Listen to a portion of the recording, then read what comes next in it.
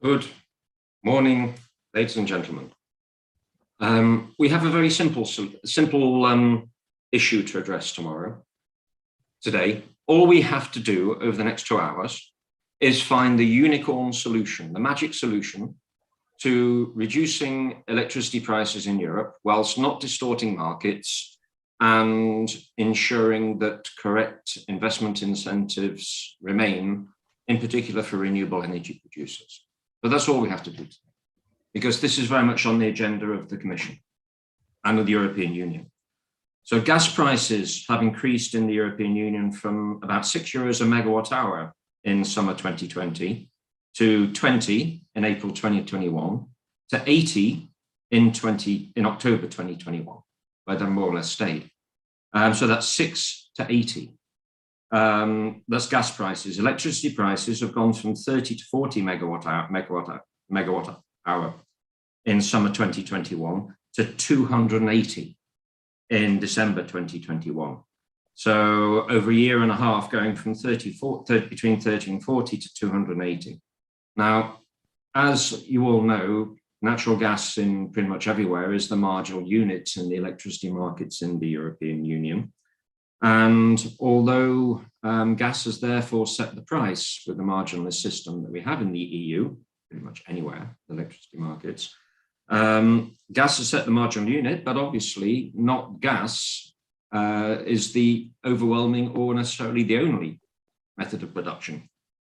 In France, natural gas is less than 10% of the electricity mix, Spain about 25%, Italy less than 30%, Germany 12%. And so despite the fact that gas is only a limited part of the overall generation mix, it is setting the marginal price, which is available obviously to everybody, to renewable, nuclear, hydro, whose cost structures have not changed. So as a consequence of these huge price increases, there are real problems in Europe, socially, industrially, and politically. There are huge social issues in terms of the need to support vulnerable customers. And if one defines vulnerable as on the base percentage of energy that makes up disposable income, a lot more people are vulnerable every day we move forwards. Energy-intensive industry is beginning to close down in Europe at these prices. So this is a huge problem for the European Union.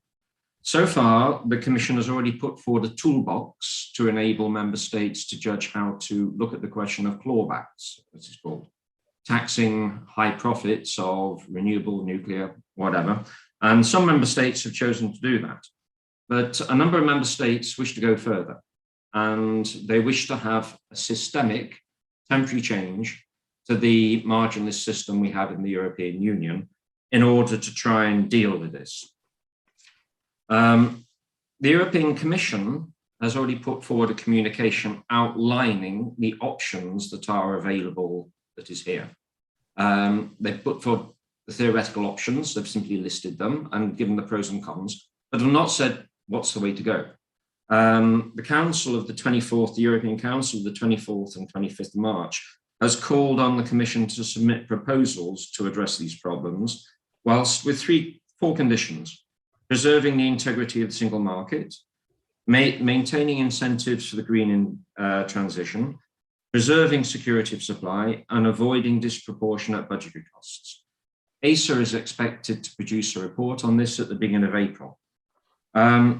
This is not simple to do, because practically all options that have been identified would require an amendment of Regulation 2019, the electricity regulation. And in the meantime, Spain and Portugal have now indicated their intention to implement a measure even before the Commission reports on what it considers may be viable options here.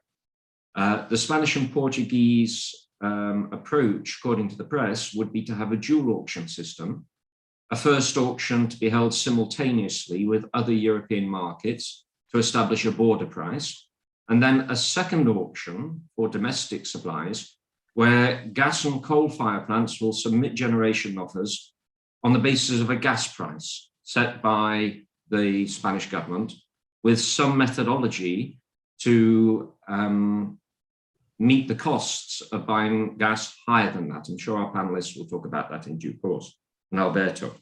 So the Commission has said in the European Council, the 23rd and 24th of March, that it will examine these measures for its compatibility with European Union law, on condition that it reduces spot prices, does not affect trading conditions to the extent contrary to common interest, and take into account temporary nature.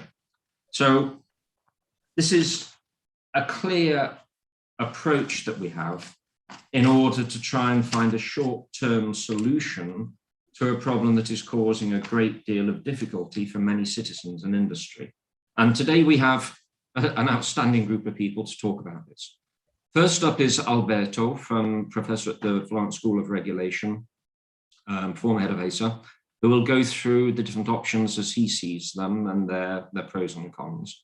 And then Lisa will have the pleasure of chairing a brilliant panel, but I'll leave it to Lisa to introduce them. Alberto, I'll pass the floor to you. Thank you very much, Christopher, and good morning to all of you. Well, I don't have answers, I have more questions, I think, and I'll try, and I'm not looking at specific proposal, but rather as a set of possible measures that can be introduced, taken from all the proposals that we've heard so far. My starting point is to see that what has happened until now is that most member states have intervened in reducing taxation or other levies to final consumers. That was the emergency measures to alleviate the price surge impact on final bills. But today I'm going to have a look at a few type of measures to deal with the wholesale market. And the ones that I'm looking at are the following, and they're not exhaustive. And as you will see, I have more questions than answers. So please bear with me, and hopefully the panelists will be able to elaborate on these. First of all is the perennial issue of replacing pay as clear with pay as bid as a pricing mechanism. And then a price on the electricity, a cap on the electricity price or on bids into the electricity market. Subsidize gas-based electricity generation in the market, or take gas-based generation out of the pricing mechanism. Now, at the end of the day, the problem here is we have an extraordinarily high price of gas feeding into the electricity market. So one should probably ask, why don't we intervene on the gas market and put a cap, which is also being discussed. But and if we were able to reduce the gas price to a more reasonable level, whatever that means, then we wouldn't have a problem with the electricity market. And I think one thing for sure, the electricity market design that we have today is the result of around almost 20 years of thinking. And I think I would urge whoever to be very careful before interfering with it, because you never know what consequences it may lead to. But let me sort of start by asking a few questions about the different measures. I mean, probably the one of them where I don't think we have questions. I think we have a very clear understanding is this issue of pay as bid versus pay as cleared. I think it's actually apparently no one has proposed it, even though a lot of people have taken as if it had been proposed. And we also have some very influential commentators say, oh, yeah, exactly, this should be discussed. Now, it's not the first time, it's not new, it's been solved several times. In my personal view, it's based on a misconception that under pay as bid, we will have exactly the same bidding strategy as under pay as clear, which is clearly not the case. Otherwise, we'll have most generating unit going out of business pretty soon. It's unlikely, again, in my view, to reduce the overall payment to parties selling electricity into the market. And it may, in fact, increase uncertainty and risk for players, especially the smaller ones. So if anything, it will not deliver a lot and maybe reduce competition in the market by scaring the smaller ones, the smaller generators off. So that's first measure. The second one is about trying to cap either the electricity price or bids into the market. Now, I don't think you can cap the electricity price. I wouldn't know how to do it, but obviously, I don't have all the understanding. But I think it could be easier to cap the bids into the market now, and to cap them with relation to cost, which is, I think, what the Spanish government and other governments are thinking about. But then, which cost? Are they marginal cost? Are they incremental cost? Are they average cost for all plants, or only a subset of them? Only gas-fired power stations or thermal units? In the end, you may end up with a two-part price regulation, because at least you leave the marginal element of this price regulation. And I think you risk to lose the correct price signal in the market if you start messing with the bids. But obviously, this is one of the proposals, and I think it's worth considering. The other proposal is not to cap, but rather to subsidize gas-based electricity generation, a bit like we do with renewables. That they come into the market, but they have a subsidy, so that they don't need to recover the full cost onto the market, and they do not, in a sense, affect the market price. So in this case, we would need to decide, what, and this could be done with a contract for differences. We would need to decide what is the strike price. Is it equal to the average cost? Is it regularly reassessed? It may be coupled with an obligation to offer into the market at zero, because you have subsidized, then you take the market price, and then you are guaranteed anyway, the strike price one way or another. And then again, which plants should be included in the scheme? And again, do we need, would the market still provide the right incentives? The final scheme that I'm looking at is one in which you basically take gas-based generation out of the pricing mechanism. To me, it's very much similar to the previous one, because basically you would have to support gas-fired generation one way or another. So it's exactly the same thing as before. They would come in at zero. They will take whatever price the market will express. At that point, if no thermal units are left into the market, probably the price will be pretty low. And then you would have to fill the gap with some sort of support. So this one is probably similar to the previous one. I have many more slides, but maybe I'll stop with this one, or with the next two. So first of all, if we somehow cap the revenues of the gas-fired power plants, well, and we do not cap the price of gas in Europe, or we find a way of reducing it, would there not be an incentive for those who have contracts for gas procurement to resell the gas into the market at a high price, rather than selling into an electricity market at a capped price? And should we also not take care of whatever is the scheme, it would not reduce the remuneration for new investment in renewables, and therefore not impede the achievement of the clean objectives? We already know that a number of member states have gone for a clawing back of revenues, or extra profits, abnormal profits, to fund some of these measures. I just now want to show this one. I won't go into the details. Other measures, because we had a number of, as I said, many countries, 19 member states, have looked at protecting consumers. I think the main message that I would like to give here is, and it has nothing to do with the wholesale market design, it's more sort of a general message. Indeed, let's protect consumers, but let's not replace or weakens the marginal price that consumers face, because we need demand response. We need demand to play its role, and probably demand is the cheapest way of, for example, flexibility, which we will need in the system. So let's do it, but not by reducing the price, but reducing the bill. And that is possible. A number of countries, a few countries, not that many, but a number of countries have gone into this. with fixed rebate payments. And in the longer run, let's try to promote the decentralized renewable-based generation, because that's the easiest way to achieve. This seems to be a win-win situation. You give more stable cost of electricity to consumers if they can, for example, join a community that develops a renewable-based generation, and then you also promote renewables in the system, which is something that we want to do anyway. I think I'll stop here because I can go into the details of this, but in the interest of time, I just stop here. Thank you very much for your attention. And as I said, more questions than answers. Thank you very much indeed, Alberto. I'd like to thank E3G, who've been kind enough to co-organize this event with us.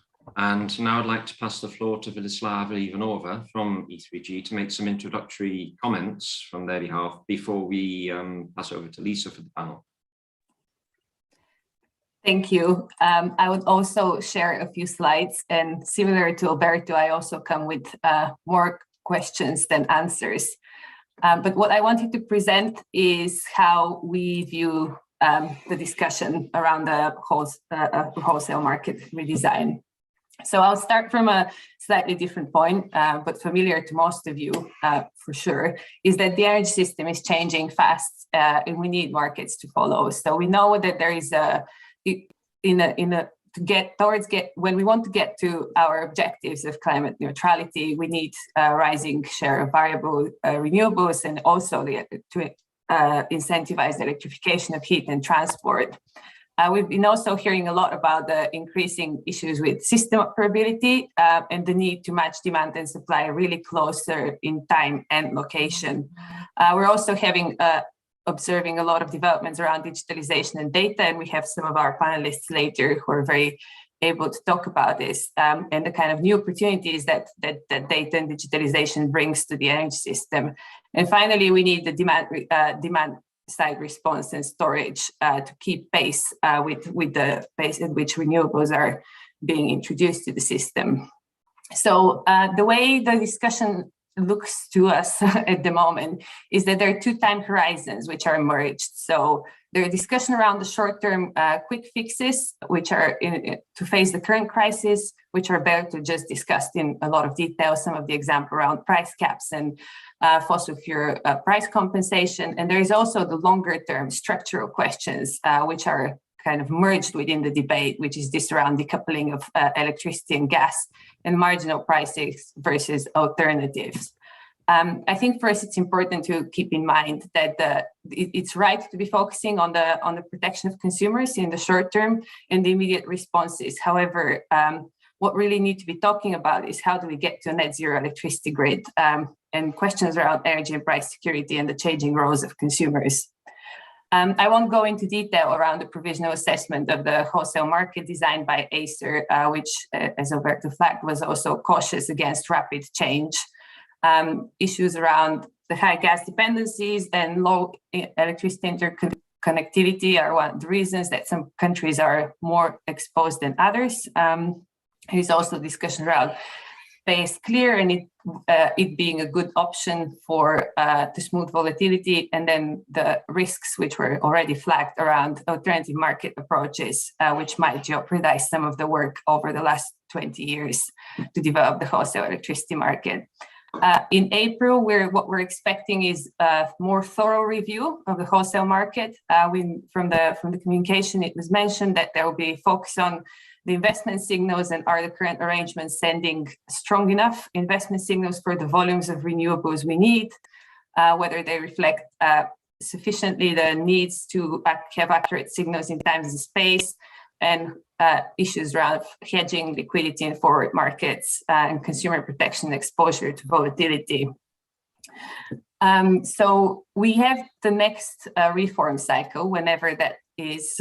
We at the moment don't know what will happen, but we have the next reform cycle to face our common structural challenges in time. So some of the structural challenges around the changing nature of energy security, the price impacts for vulnerable customers, and again, system decarbonization, our ultimate objectives.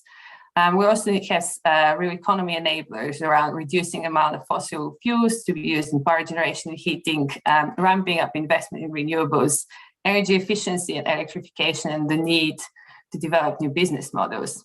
So we have the current EU market model, which aims to achieve short and long-term efficiency through marginal pricing at national level, and then with a strong focus on cross-border interconnection. So really the question should be, does this approach still hold given new energy realities?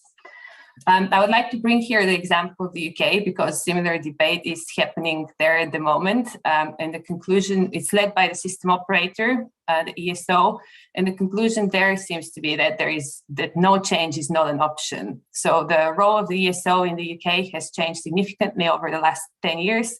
So from residual balancing, around 5% of the market, now they're currently balancing action regularly exceeds 50% of national demand, according to them. So congestion costs have been increasing 8-fold since 2010 and could reach 2.3 billion by 2026 and then drop slightly when interconnection is expected to be built. This is not unique to the UK. We know Germany also has issues with congestion costs. So the conclusion of their review so far, which has been going for around a year, is that they're inaccurate pricing signals for demand response and perverse incentives for flexibility as a result of the current market design in the UK. So the key point that they've reached is that the wholesale market price at the moment is missing a key component, and that is dynamic real-time locational signals. As I said, the discussion in the UK has been focusing on alternatives, including nodal pricing, but also zonal pricing, but also nodal pricing. And it seems that the system operator's conclusion so far from the review is that nodal pricing would be one of the options that might work better in the UK, including realizing benefits around better situating of renewables, more accurate signals for flexibility.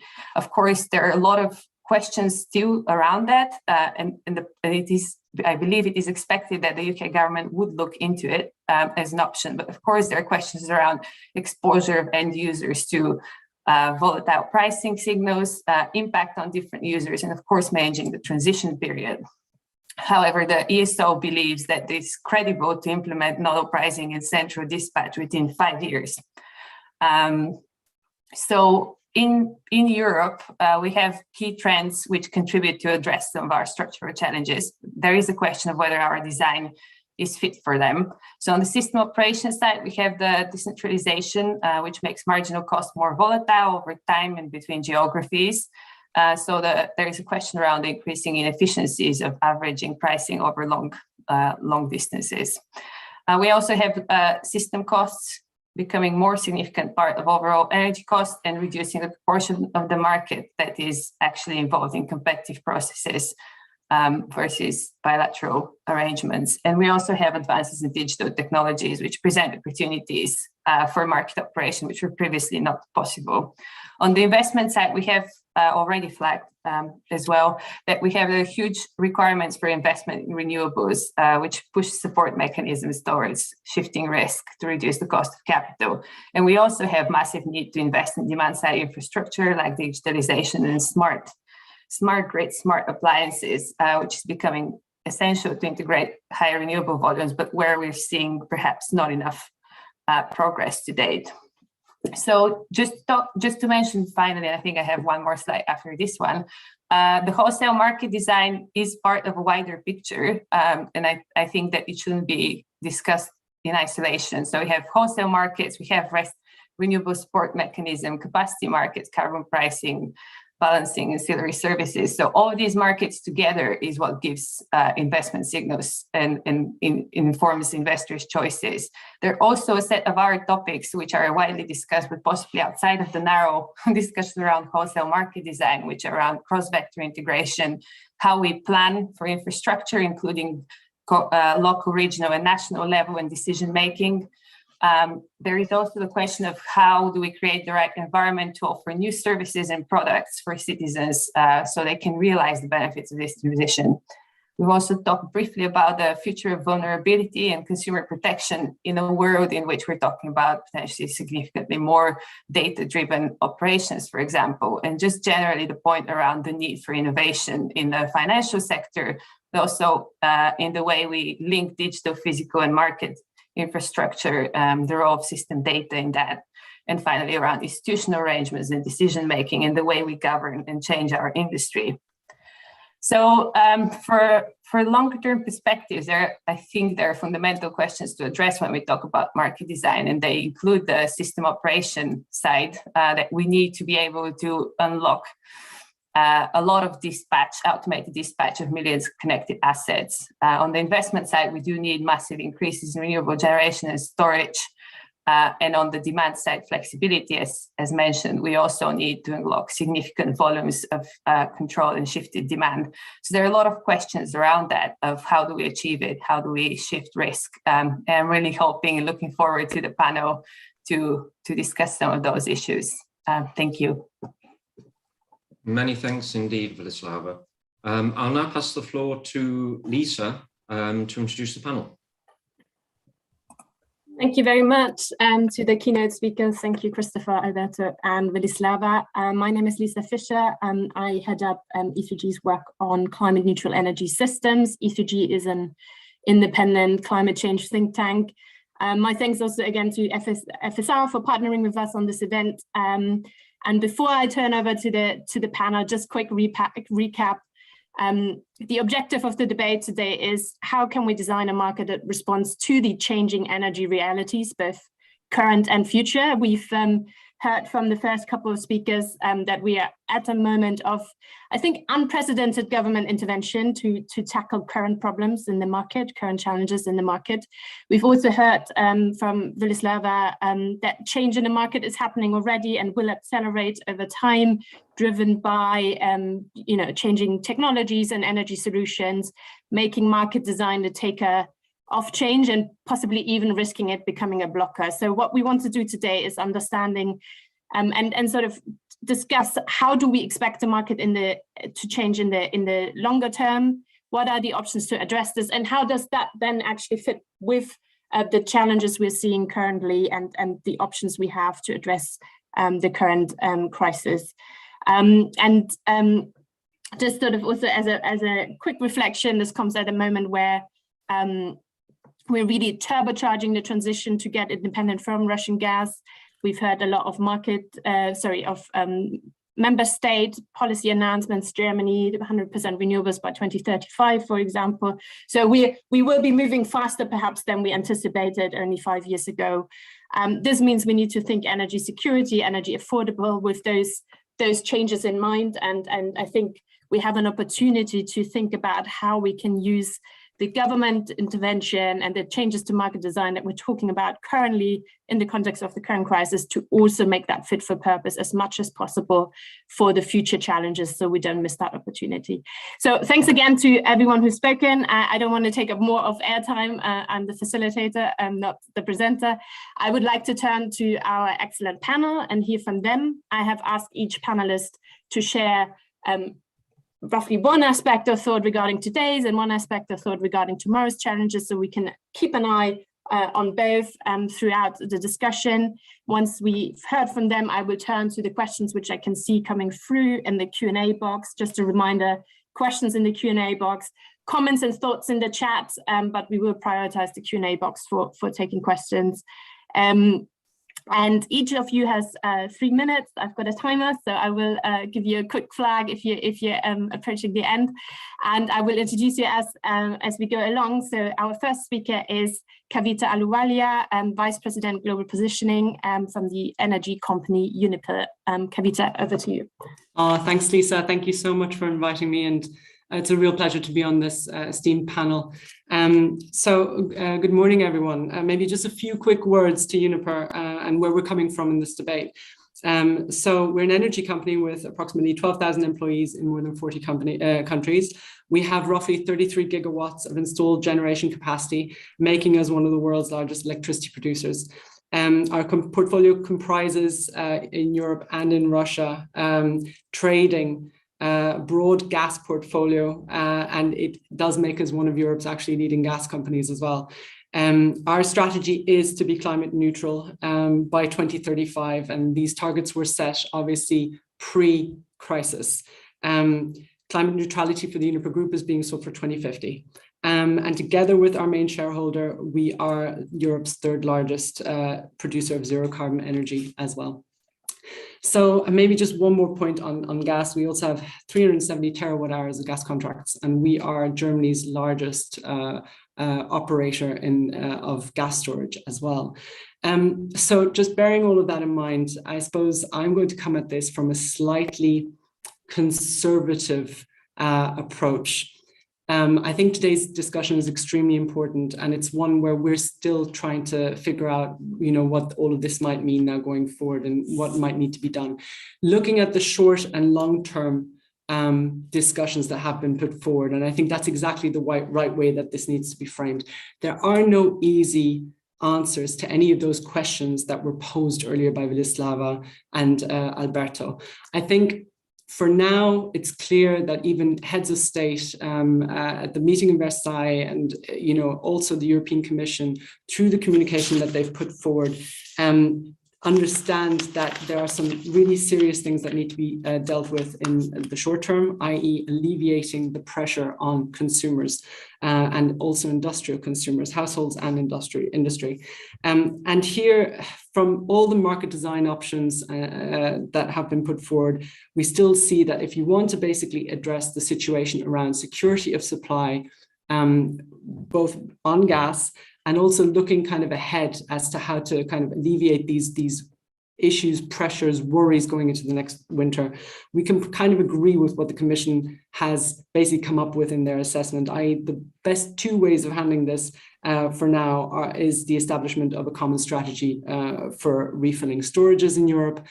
We do have more specific thoughts on how this should be done, and maybe not being as prescriptive as has been implied by the Commission, but overall it's definitely the right tactic if you want to put member states' minds at ease going forward into the next winter. And the other idea that is clearly favoured as well at this point in time, for very good reason perhaps, is the idea of joint procurement, joint purchasing at EU level. And here again, it might surprise even some that we are quite open to the idea. Obviously, all of this needs to be within competition rules that are already prescribed, and ideally would also be voluntary. But we're not. We do see the benefits here again. And it is a question of ensuring that going into the next winter, everyone's minds are put at ease, for want of a better word. So I think maybe just 2 points on the electricity market design debate. It's, as Alberto said earlier, it's the result of 20 years of thinking. Nothing should be rushed in this regard. Of course, we can look at options. We should look at options for all the reasons that Lisa mentioned earlier as well, in terms of the new targets and the new framework that we're envisaging also in terms of decarbonization, faster decarbonization for Europe. All of this should be considered, but it should be carefully considered. And in the meantime, like I said, deal with the short term through other measures. So I suppose, just one point on the Spanish example right now, it's causing a lot of concern, uncertainty amongst market players. And maybe if I can finish on the point, as an energy supplier, it is critical now going into this decade where investments are needed, that certainty is a given. And we need to provide as much certainty for investors as possible. I'll leave it there. Thanks. Thank you, Kavita. So what I'm hearing is focus on the short term, perhaps an underlying assumption that what we do in the short term will not cause us difficulties further down the line, but let's get back to that. The next panelist is Nicola Rega, Director of Energy at the European Chemical Industry Council. Nicola, over to you. Thank you, Lisa, and good morning, everyone. Also from my side, thanks for the invitation. I think it's a pleasure to be in this very, from my perspective, at least, when I look at other colleagues, at least a very high-level panel and very timely discussion. Chemical industry is an energy-intensive industry. It's today the largest consumer of electricity in Europe, and when we look forward when it comes to the long-term objectives of carbon neutrality, we see a growing use of electricity in our industry to replace fossil fuels.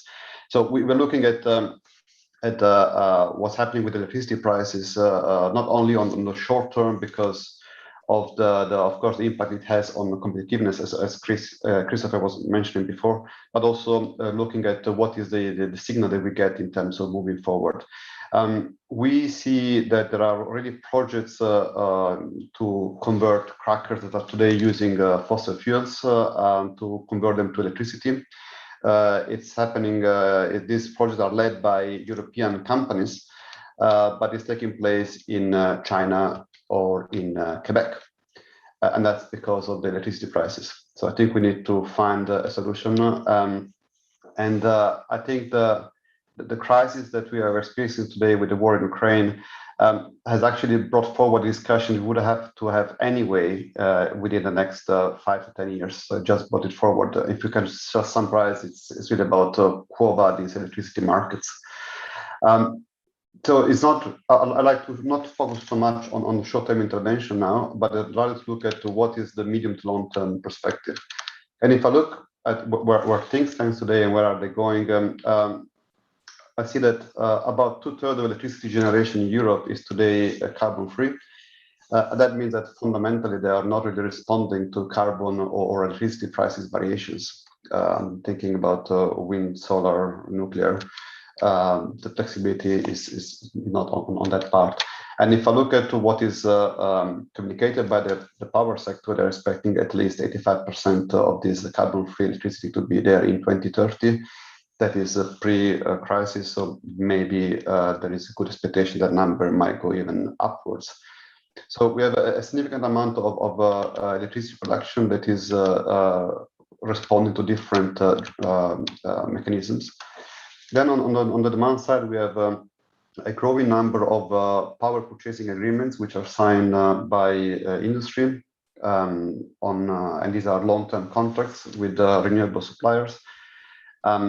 This number, from what I understood, is going upwards, particularly over the past years. And when I look at the regulation, also in the Renewable Energy Directive proposal, there is a strong push to even go further on that direction. So that is also a way of saying that more on the upstream, on wholesale market, we see long-term contracting, which is, I think, is a good aspect, but again, it has implication when it comes to respond to price signals. Then we discussed in security of supply, and we already have today capacity remuneration mechanisms to secure that capacity is there, and that this is also something that is not going to disappear, but we are also talking about something which is outside of the market. So fundamentally, what kind of market are we talking about today, and what kind of market are we talking about in terms of moving forward? And my point is not really to question the pay as bid or the marginal price setting. I think it works well for what is meant to be doing, which is the running of day-to-day market. But it's really about, is it just all about that? Is it this system sufficient to drive investments in the power sector?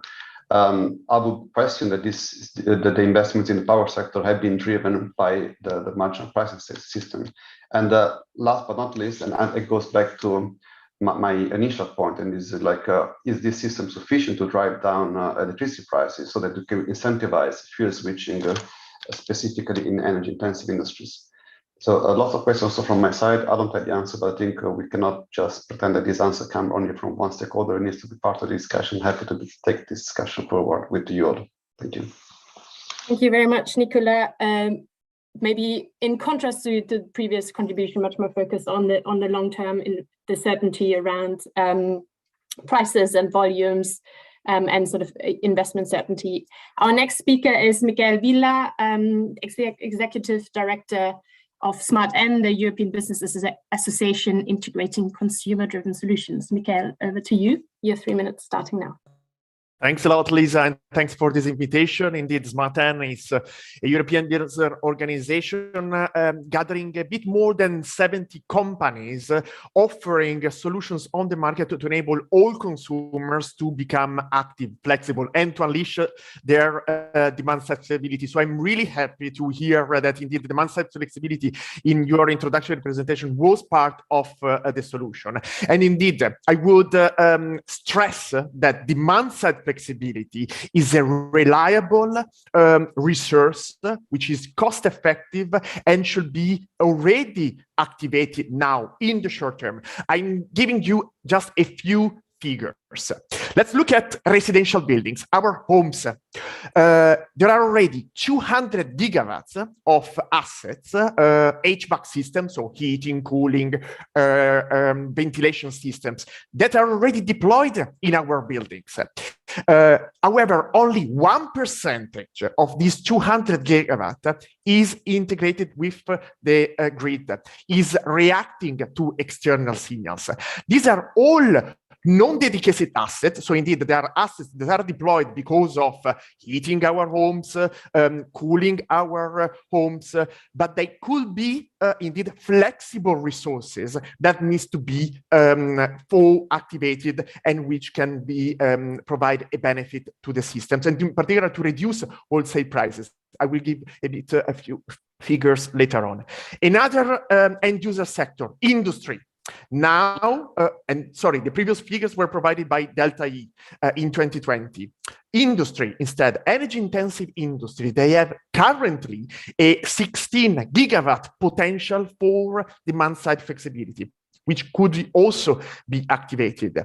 A recent study from last year by Tennet and PwC was identifying an average peak demand reduction between 10 and 17% for each member state if this industrial energy efficient demand side flexibility potential is activated.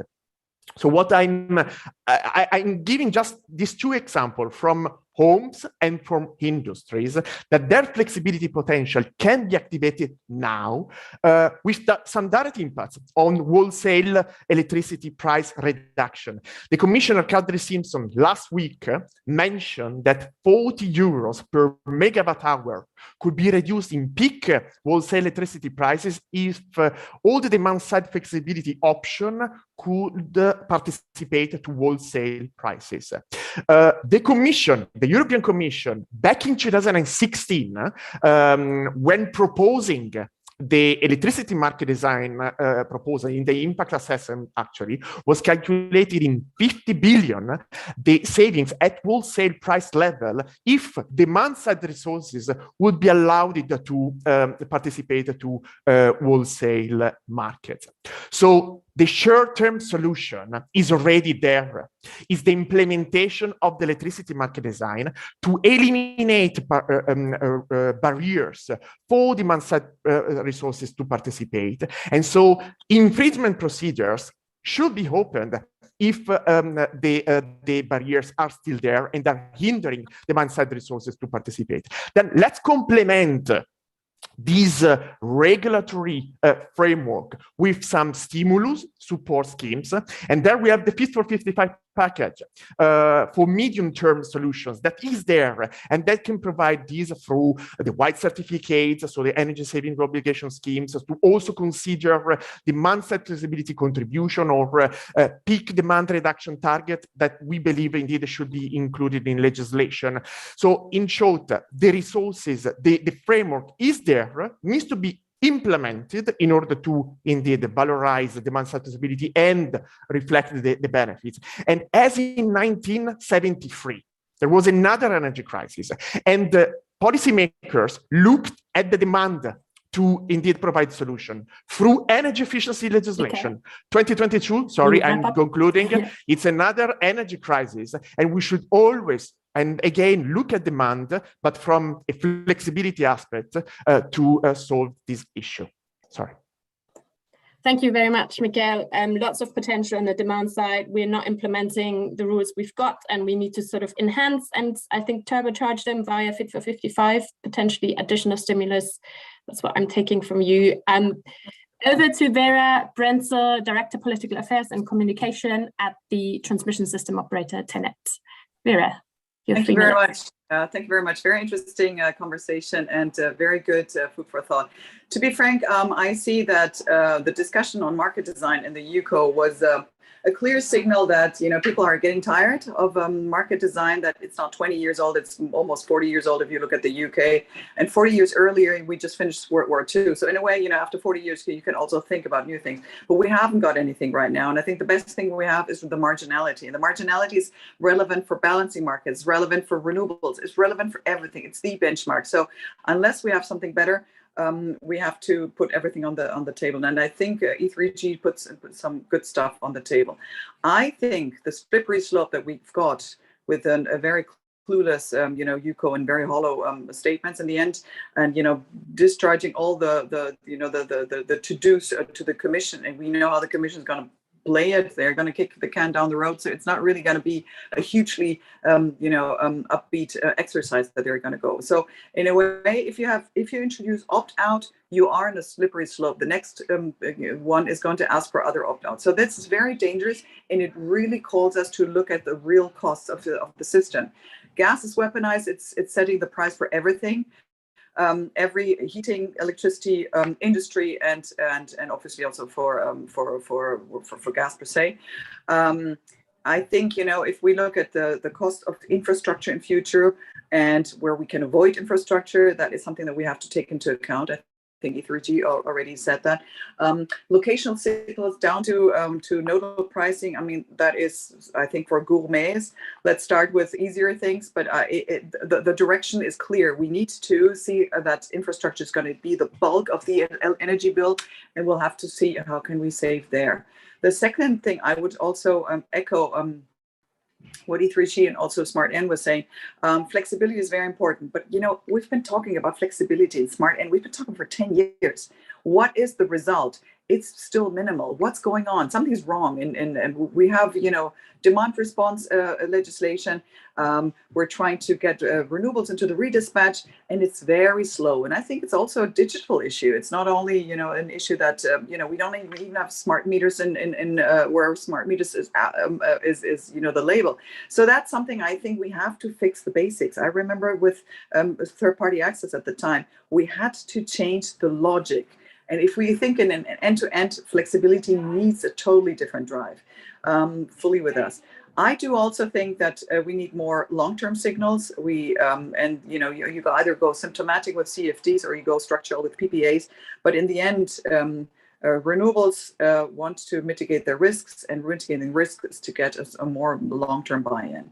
All right, to cut a long story short, I think infrastructure players, we build enormous amounts. We invest 6 billion per year right now, and this is going to be shown sometime on the energy bill. So where we can save is where we can, you know, relieve the energy bill. So thank you very much.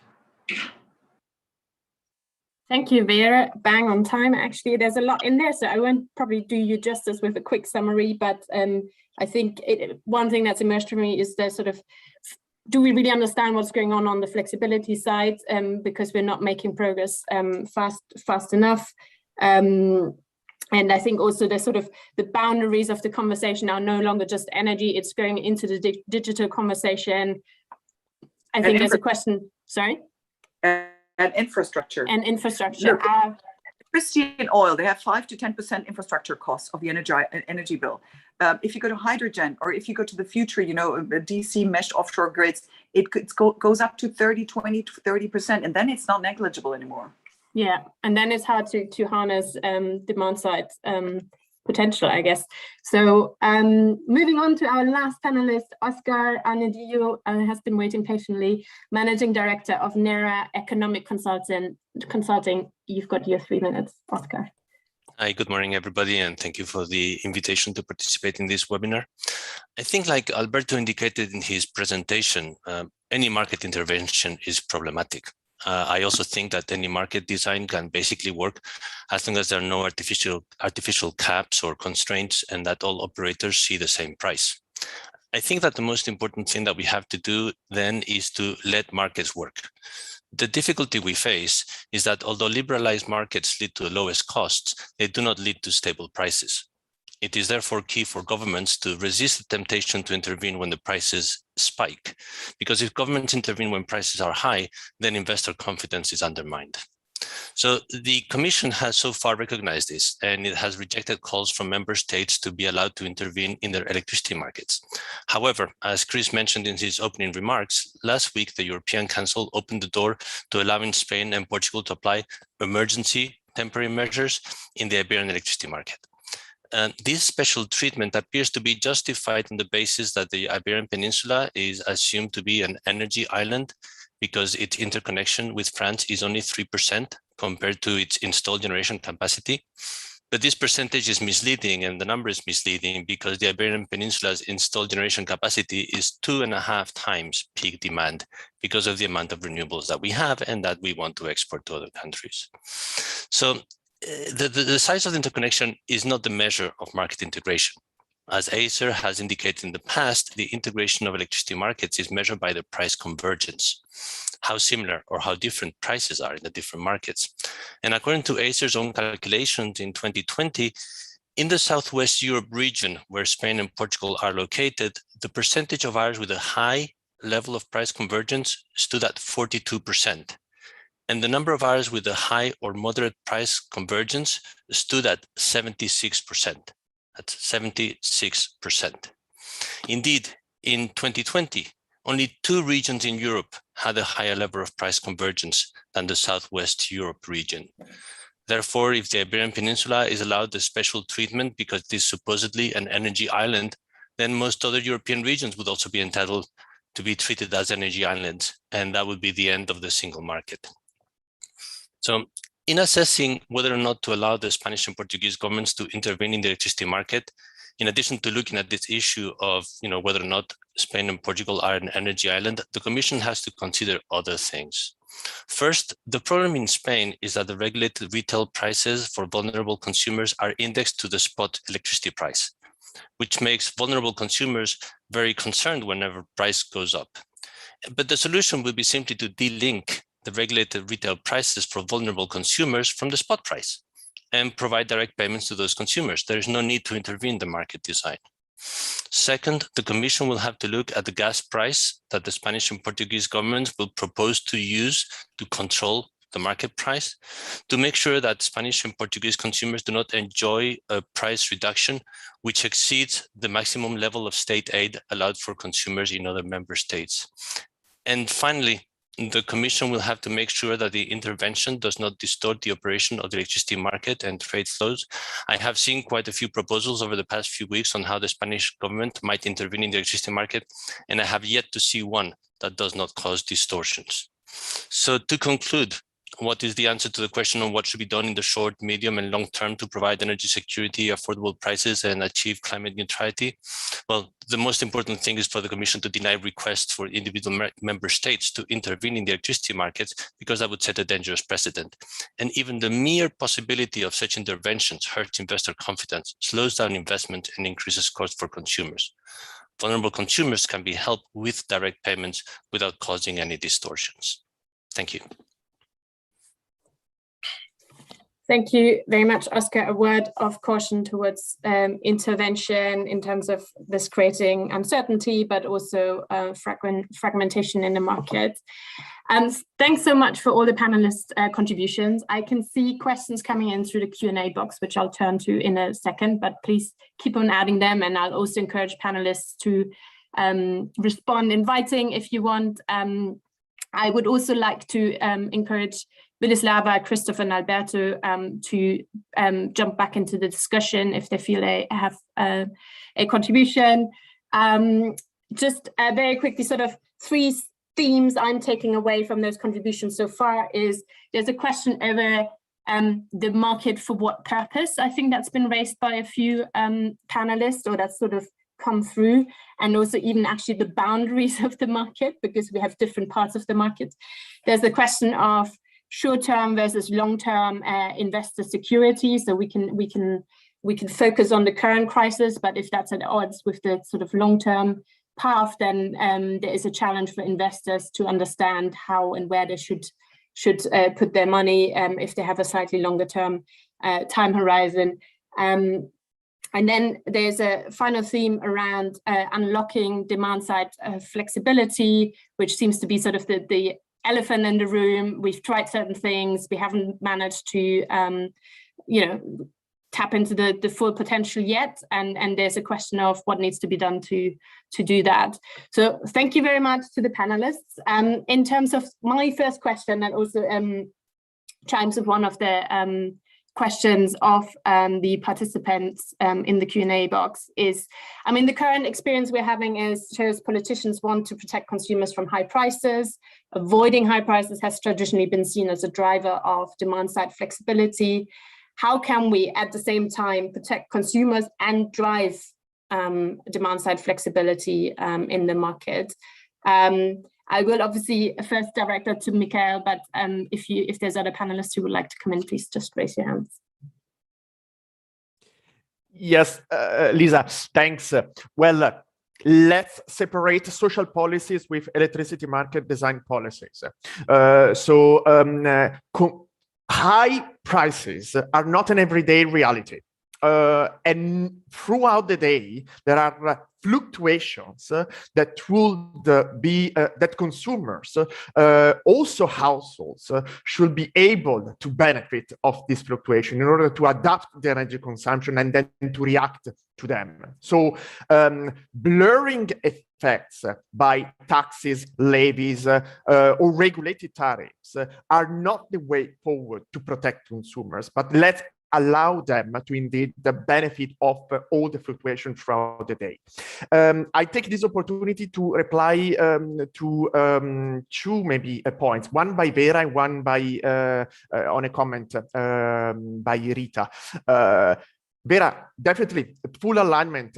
Data, it's extremely important to indeed make demand-side flexibility a reality. We are not just talking about smart meters, because this will be, yes, definitely important for having an implicit type price-driven flexibility, but then we will also need data access, data sharing by consumers, by system operators in a transparent way to allow matching of the needs. And so this is definitely something that needs to be targeted in transparent. And we need to define a digital infrastructure, digital ecosystem to allow that interoperability among system operators and between system operators and market players. Full alignment instead with the remark by Rita in the chat. Definitely, as I was saying, the short-term immediate measure is the implementation of the electricity market design, because yes, I agree with Vera, rules are defined at European level, but at member state level, they are not.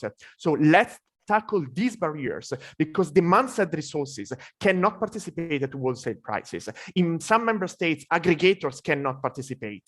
Bid sizes are too high, so small-scale resources are totally out of the game. Products are defined only with generation in mind, not only in wholesale prices, but all markets and mechanisms. So these are the immediate barriers to tackle.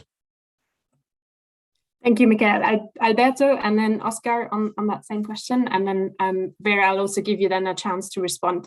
Alberto. Lisa, well, I go back to your question. How do we protect consumers while still harnessing demand response? We published last week at the Florence School of Regulation a policy brief exactly on this topic. How can we keep the energy bills of consumers under check while still exposing them to the high prices at the margin? And that's basically the key.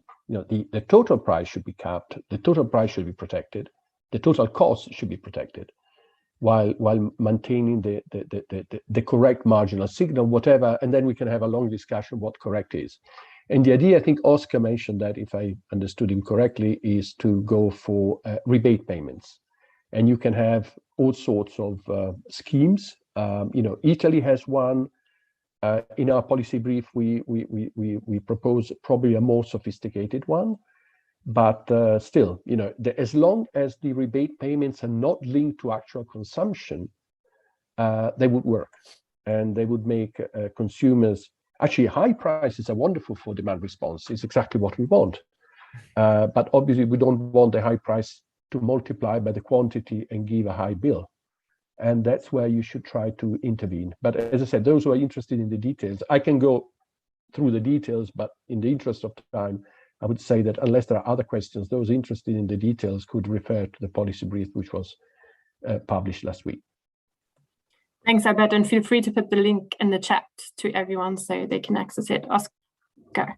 Yes, I was going to point out a very similar thing that, the Repower EU communication actually in Annex 2 specified that consumers could be helped through rebates or direct payment. And it even specified what I think Alberto is right to point out, that those rebates should be based not on their current consumption, but on their historic consumption, or at least that's how I understood that communication. And the objective is obviously to get consumers to respond to the high prices without having their electricity shoot up to the roof. But I think this raises a bigger question, which has to do with market design. As you know, at the same time as we're talking about these issues, there is the European Resource Adequacy Assessment, which is taking place, where ENTSO-E is considering that prices will go up to 15,000 euros per megawatt hour in the market, and that consumers will respond to those prices, and that generators will receive those prices and will take decisions based on those prices. But yet we find that when prices go up to 300 euros or 400 euros per megawatt hour, governments intervene, and the European Commission gives its blessing to, or more or less its blessing to Spain and Portugal, possibly other countries, to apply caps. So how do we put those two things together? Is it credible that prices will go up to 15,000 euros without governments intervening? And if governments are going to be allowed to intervene, then in the European Resource Adequacy Assessment, we should take that into account and stop pretending that there's going to be prices of 15,000 euros that generators are going to be able to receive. So there's the issue of precedents, and if you intervene today, how can generators and investors believe that prices of 15,000 euros will be allowed in the future? And again, that calls into question the whole strategy regarding investment, resource adequacy, etc. And if we don't want prices to go up, then maybe what we should do is implement capacity remuneration mechanisms and stop pretending that prices can go up to 15,000 euros without any consequences.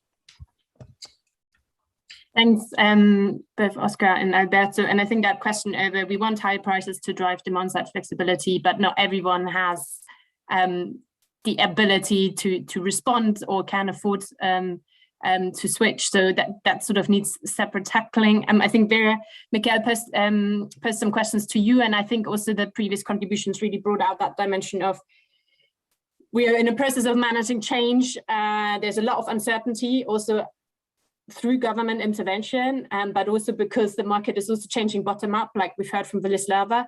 So how should we go about this process of managing change, and how can we still get the investment certainty we need in the long term to also get the wires on the ground, to also get merged digitalization and grid infrastructure and so on. So any thoughts you have around that?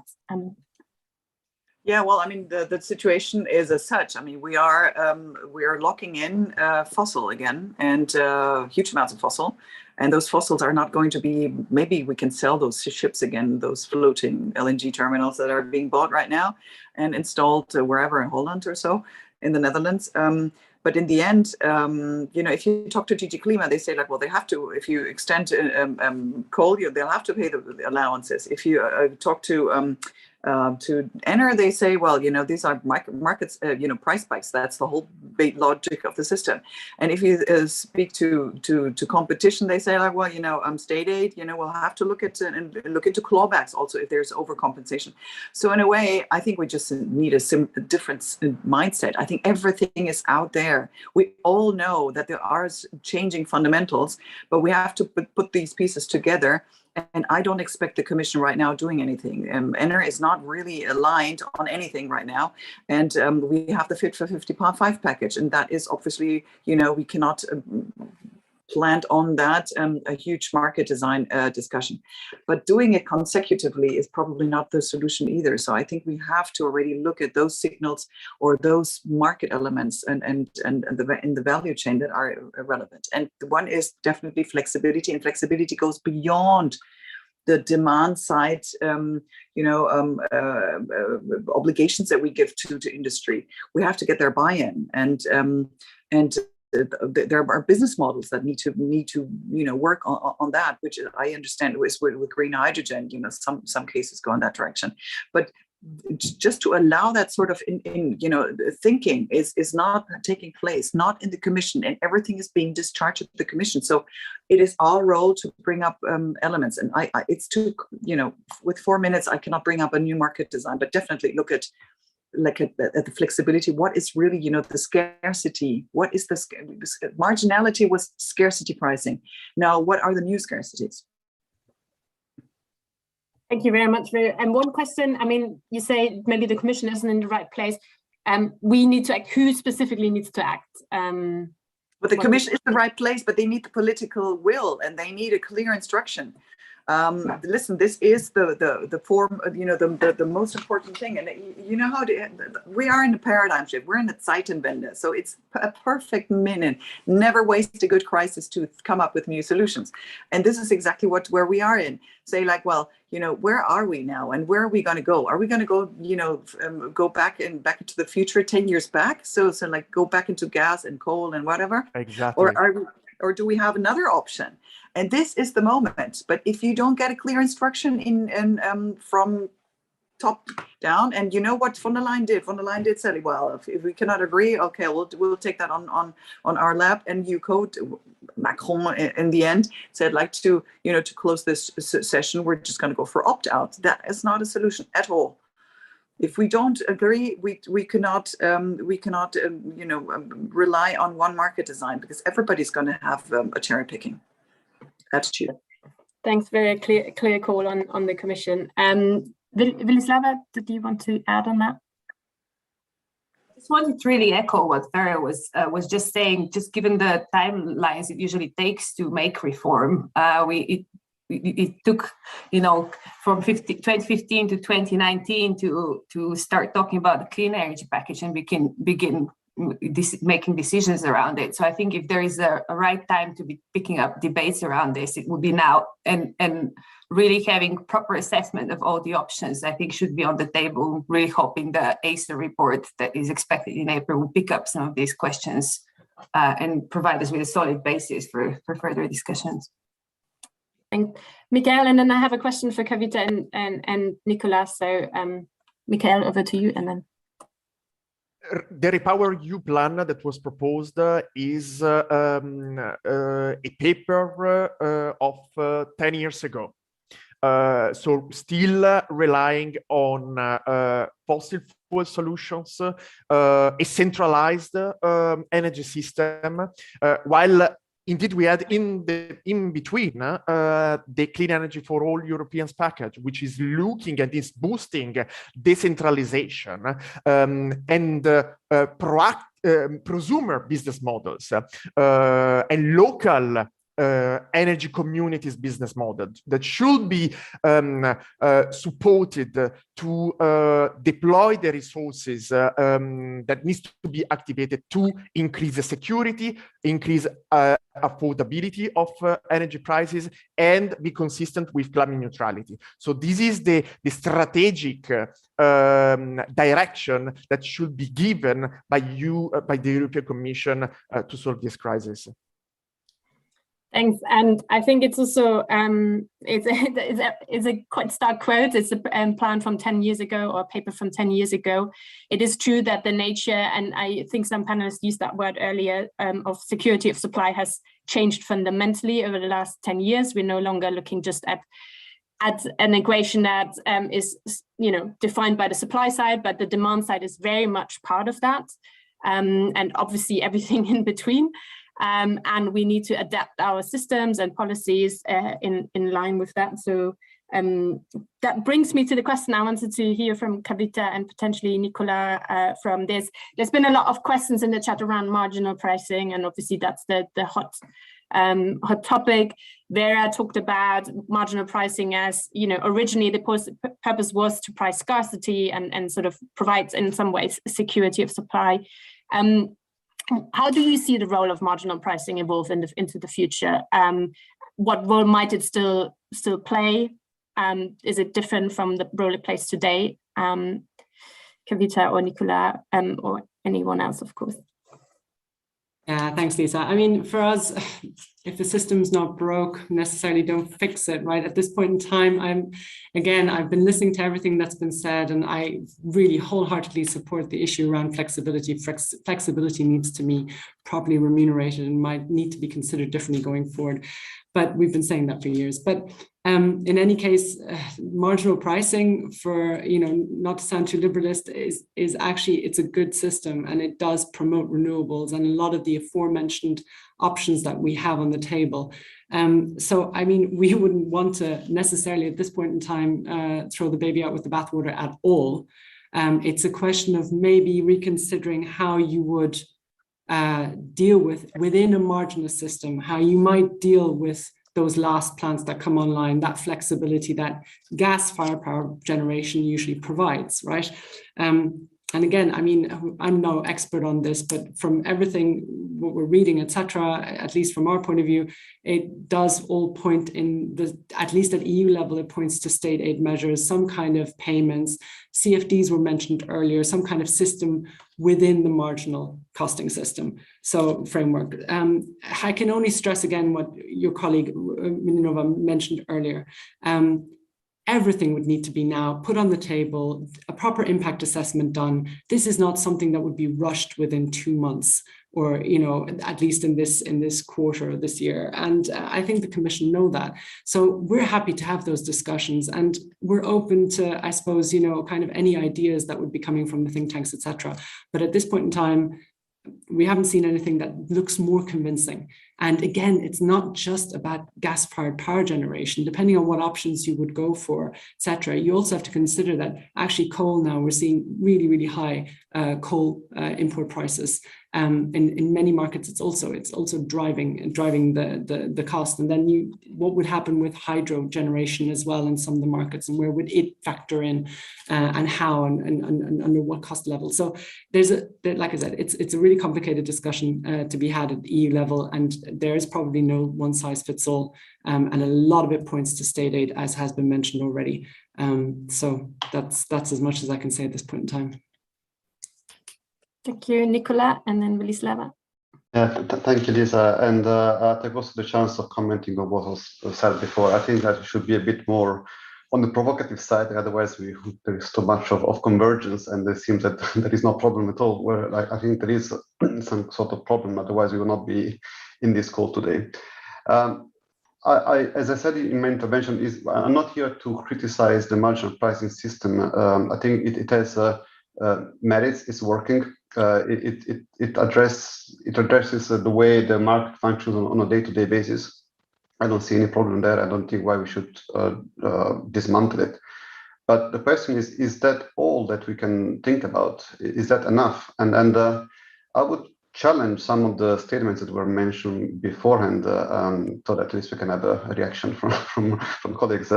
I start with the last one with Kavita, where she has said that the marginal price system has supported the deployment of renewable energy sources. Is it true? I mean, I'll be questioning that. I'll be curious to see figures showing that has been the case.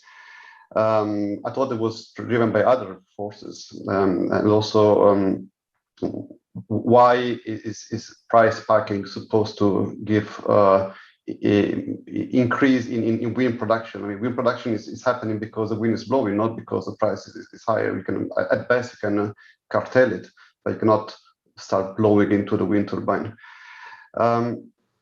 Also, the massive flexibility. Michael knows me. I've been spending a lot of time discussing this in various forum.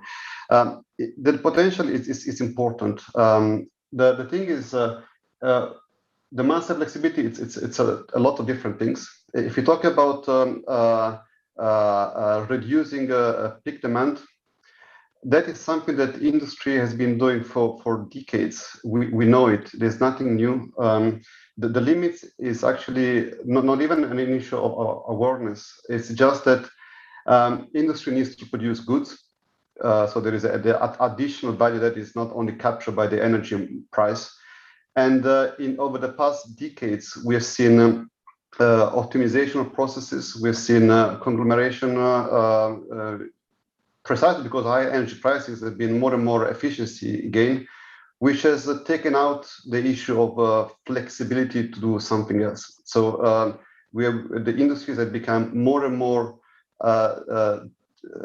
constrained in offering flexibilities when it comes to peak demand. Unless, of course, we imagine that the industry is closing down, then it's operation for a long time, and that is also a way of reusing energy. To me, there's a lot of potential to address the energy valleys in industry with demand side flexibility, but it's not the discussion for today. But then, even with all this being said, we need more electricity for industries to have them in decarbonization. So the demand side flexibility, it's important. It's key to get on optimization, but we're still not addressing the issue, fundamental issue, that is how do we facilitate this electrification of industries if the costs are not competitive. And the last point, I'll be also curious, as Oscar has really put the hands up, so I'm happy to ask him. You say I would like to see the prices allowed to go to 15,000 euro per megawatt hour. Let's do also 30,000. I don't mind. What is that supposed to trigger in terms of investment? Because I hear a lot about some sort of capacity that will be there for a handful of hours per year. Is that realistic to imagine that? I doubt that someone will start investing in capacity just for a few hours. So I think there is something that we need to rediscuss. I don't think the status quo is sufficient to say it's all fine. It's just a blimp, and we can forget about it, because as I said at the beginning, and I close, the market is changing. More and more capacity is not responding any longer to these market forces. So we need to start thinking whether we can do something. Otherwise, if we don't do anything, then you see the results with the government's intervention. Thanks, Nicola, and for introducing some disagreement and controversy into the debate. That's always helpful. I think a question that, as we go through the list, Vilislava, Oscar, and Michael,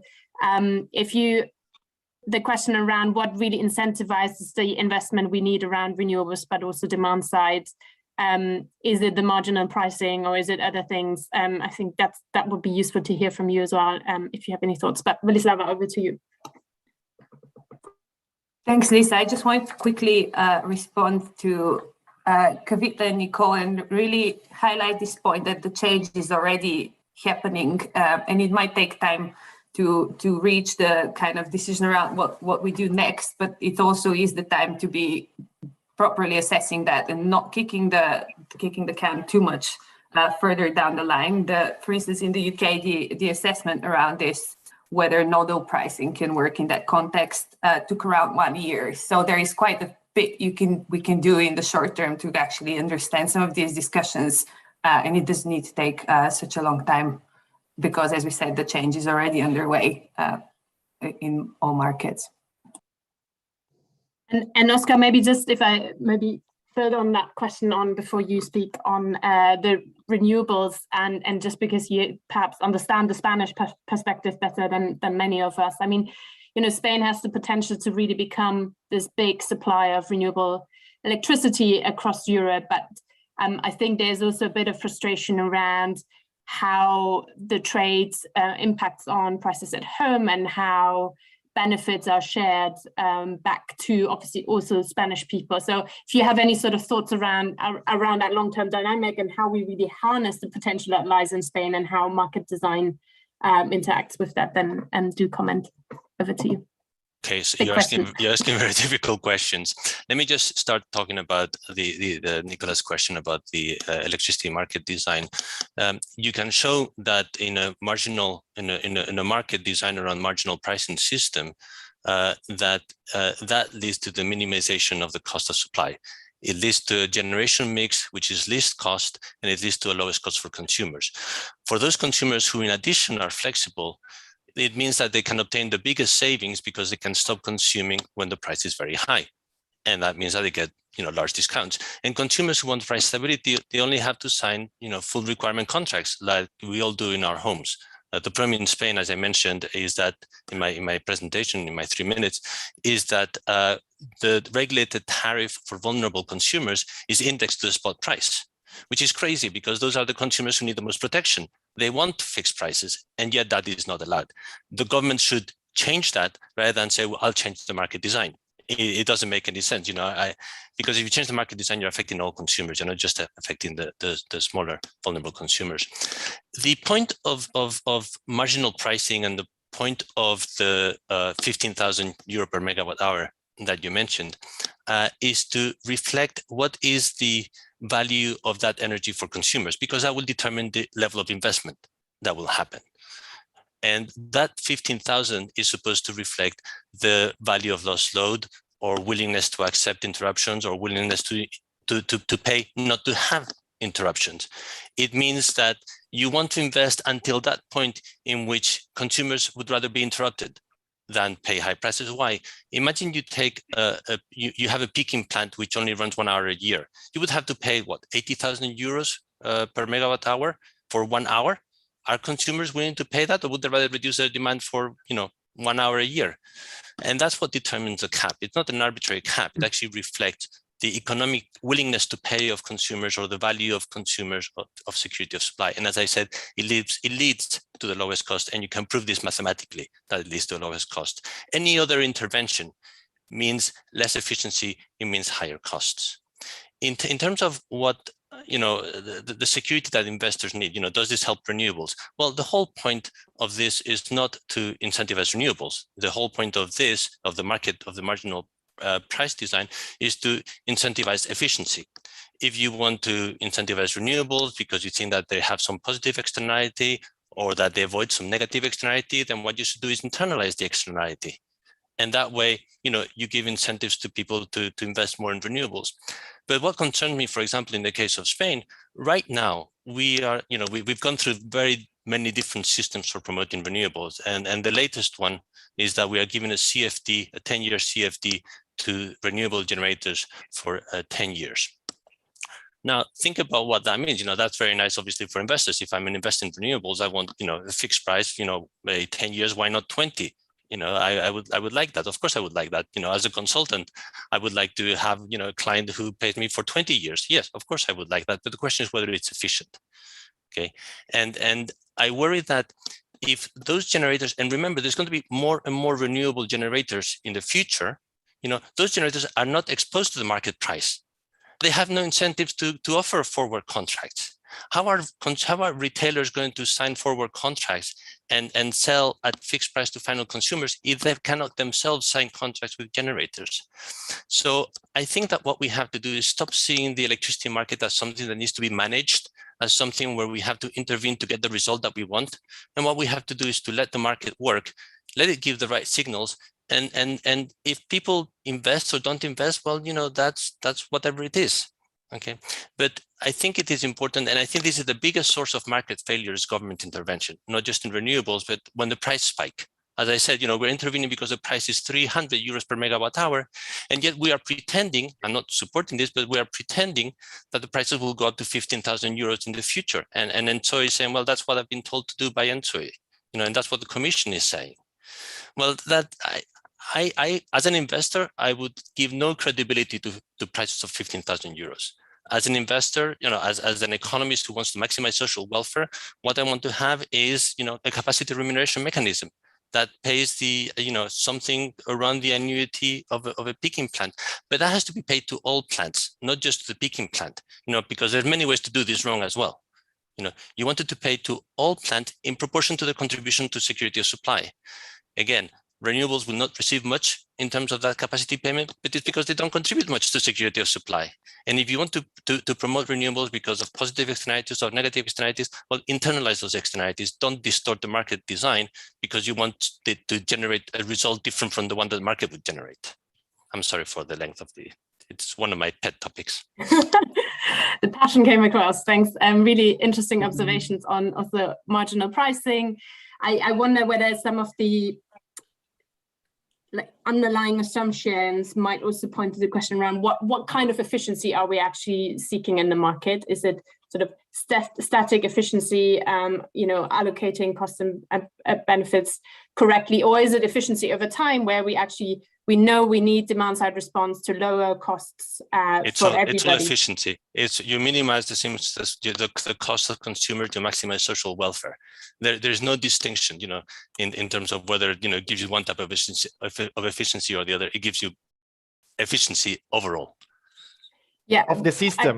Of the system, but it has implications for your market design, because when you say that you maximize the efficiency of the system, it sounds like you're saying, well, this is good for generation for somehow.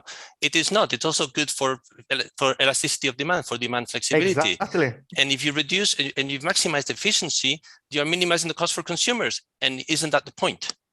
Exactly, full alignment. I mean, and by activating this flexibility of the demand, then it will help integrate more variable renewable in the system and manage an increased variability of the systems because of increased weather-dependent renewables, relying on consumers. So that's the efficiency of the system that then will avoid unnecessary backup generation investment, fossil fuel ones, or unnecessary expansion of and reinforcement of the grid, because you are consuming in a flexible way what is produced. Let me, Lisa, reply also to one point of raised by Nicola on industry, which I suppose, Nicola, is really a provocative question, because you might remember that indeed back in, when it was 2019, we signed with all energy intensive industries a sort of memorandum to explain that demand stability for industries should not undermine at all the production processes, the commercial agreement. It's a service, an additional service that industry can provide to the system, but should not undermine your commercial agreement. So if there is potential, if potential is identified, then needs to be unleashed. And you also know that allowing industries of all types to participate to capacity mechanisms, resource adequacies, interoperability schemes, it's also pretty lucrative for the participating energy intensive industries or demand side sector in general, if these resource adequacy mechanisms are open to demand side resources, because they will benefit of availability payment in addition to the eventual activation payment when indeed is needed. So it's not definitely a burden to the industry, but it's a benefit for them and for the systems in general. And this is the same also logic for households or for any kind of end user sectors that want to participate and activate their demand flexibility. Is not going to undermine the comfort of our homes or the well-being of users. So everything is a service that is provided because it's beneficial, because you are rewarded, and also the system is getting a benefit on that. Thanks, Michael. Vera, I know you've got your hand up. I just wanted to check, Alberto. I'm curious about your regulatory expertise and what your thoughts are, if you have any, on the sort of efficiency point and how that impacts on market design. Vera, if it's okay, I'll cue you up just right after. No, I mean, for sure, I totally agree that the market design at the moment was designed to improve efficiency, to promote efficiency. I mean, we have to remember that electricity is very special. I mean, I'm now stating the obvious. You know, it's cannot be stored, and for the outcome of trading, very much determine the pattern of generation. So, having an efficient outcome in trading is essential. So that's for sure. Renewables, as it was said, could be supported, but in other ways. Nodal prices, I mean, I'm not sure they would help in this situation. Nodal prices has more to do with congestion and congestion management. And in Europe, it has been a debate now for I mean, there was a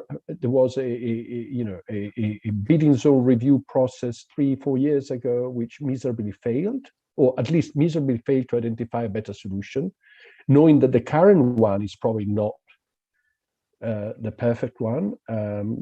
If anything else, given the very high remedial action costs which we are seeing, but honestly, market, nodal prices would only, in my personal view, and that's my only personal view, would only be an option if the current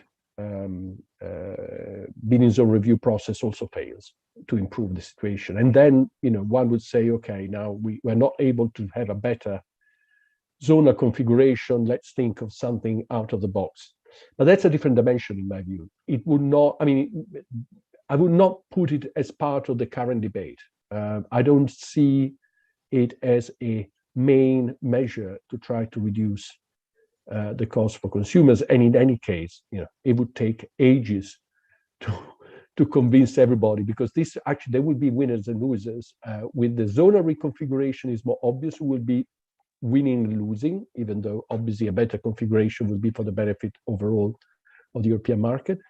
But in nodal prices, the discussion will be endless. So I think it's a different issue altogether. And as I said before, I would be very cautious.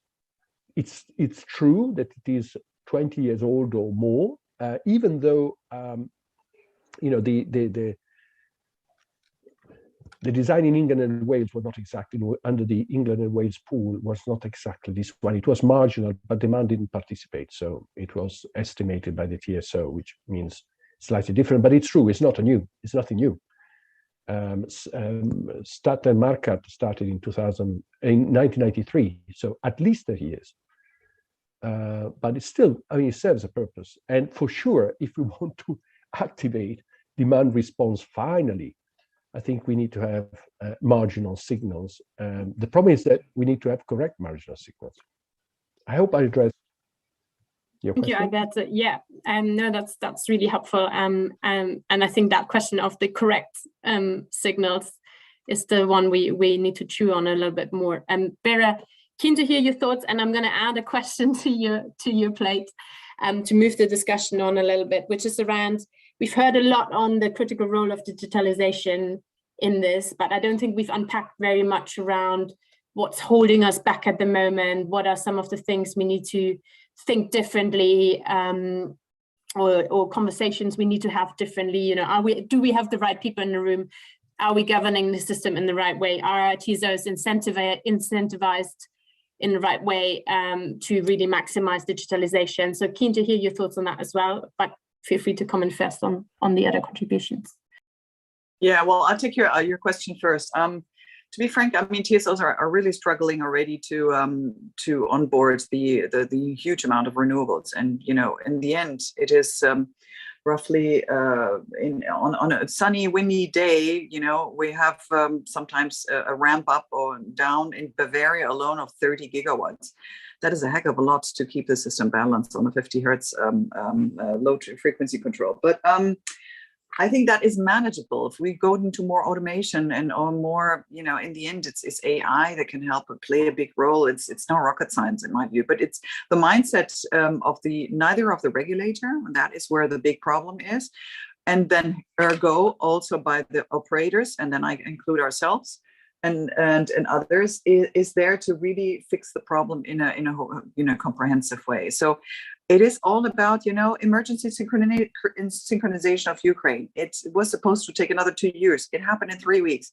That's where resolve really, brings results. And that's where we need to lift the low-hanging fruits. And these are low-hanging fruits. I think Germany is a special problem for that sense. But, and I don't think we have to go into nodal pricing. We had G components already in one of the 2006 directive, one of the first electricity directives. We then discarded it. There are simple ways to fix it. I do not contest the marginality. We will always need it. We will not have a renewables market if we don't keep marginality. So let's not, do A or, black or white. But what I would like to challenge is our colleague from NERA saying like, well, yes, I think we need the markets and everything. That's fine, also for renewables. But in the end, the renewables are facing now clawback demand from DG competition. They say like, you really earned too much, and so one of the fundamental things that the Commission usually does not interfere, but they say, well, the press starts, they are grossly too high. So then a politician then wants to interfere, and that is the problem of certain markets if they unleash. And I have a couple of other things, but I leave there. Thanks, Oscar. Would you like to quickly respond? I just want to point out that in all of this, what becomes clear is that the problem with markets is politicians. It's not, if the market is working, you design the market so it gives the right signals to consumers and generators, and they react to those price signals, then let the market work. The problem is when politicians say, well, I don't like the price that is coming out. You're making too much, the price is too low, the price is too high. Well, typically they complain the price is too high. They never complain the price is too low. They never propose interventions because the price is too low. But all this distorts the market. And really the biggest threat to market to the operation of the markets is politicians. In terms of if the market is working, it's giving the right signals. What's the reference for saying the market price is too high? Too high compared to what? Is it too high compared to the value of the energy? Well, no, because the market is telling you what is the value of the energy. I think that what we have to fight for is for politicians to keep their hands off the market, to let the market work. And as I said, if you want to help consumers, give direct payments, give rebates, let people exploit the advantages of their flexibility, let them sign long-term contracts, but let the markets work. Thanks. I guess the role of the politician is to define the purpose of the market and then design the market around that. And I feel like at the moment, the impression is that one of those purposes, which is affordable electricity to households, is not being. Hang on, I'm getting a feedback effect. We lost Vera. I hope she's going to come back. One of the purposes, which is affordable electricity to consumers, isn't being fulfilled at the moment. But that's not true. So I'm sorry to interrupt you. That's not true. It is giving affordable prices to consumers. It just means, but what you cannot do is to look at prices at a specific point in time. You have to look over the medium and long term. Is it the solution that leads to the lowest price for consumers over the medium and long term? Yes. Are they volatile? Yes. So if you look at specific days or specific months, you can see very high prices. That doesn't mean that it is not producing benefits to consumers. And consumers who want stable prices can sign long-term contracts. What happens is that consumers don't sign long-term contracts, and then the price goes up and then complain about it. I had a colleague in NERA who said, well, it's because it's cheaper for consumers to complain when prices are high than to actually sign long-term contracts. And that's what's happening. But the market is working. I mean, let's not fool ourselves. The market is working as the market was intended to work, and it is given the right signals. Gas is scarce. We have to try and save gas. We have to have flexible demand, etc. What happens is that politicians don't like the price, but that's because it's not because politicians want the market to work, but they have their political concerns, and I understand it. But it's a different problem. Okay, obviously you want to get re-elected and you want the prices to be low and you don't want the prices to appear in the press. Sure, and you have budget pressures. Sure, but let's not confuse that, at least in this forum, with efficient market design with lowest cost. The marginal pricing system works, and it is politicians who prevent it from working. Okay, thank you. I guess we have sort of around 10 minutes left for the debate before I hand over back to Andres for final thoughts. One of the things I want to turn attention to is also what have we actually learned over the last 6 months that tell us about where we need to go? We've just talked about how consumers interact with the market, Oscar. Ultimately, that's also what you've been touching on. So who should be bearing what risk? And I think that's sort of an underlying question in all of this. This is just one example, but I'd be keen to hear panelists' thoughts on what have we learned from the last 6 months that might inform the future development of the market?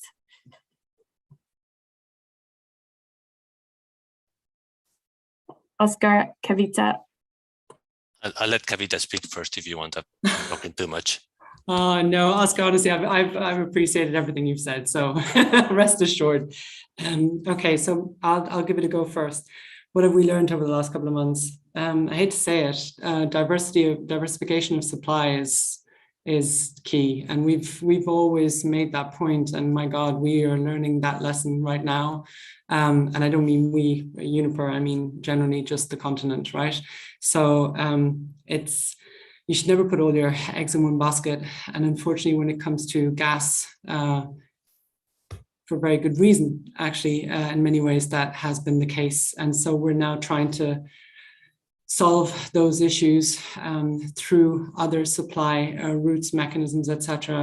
LNG obviously being at the forefront of a lot of these political discussions now as well.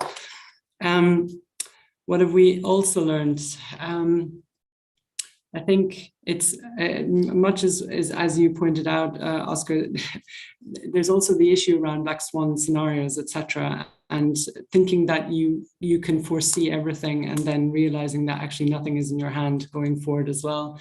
And our markets, are the targets, is everything the way everything's been outlined, is it sufficient to deal with any kind of short-term massive scenarios that, like I said, kind of crisis scenarios that we're seeing now as well.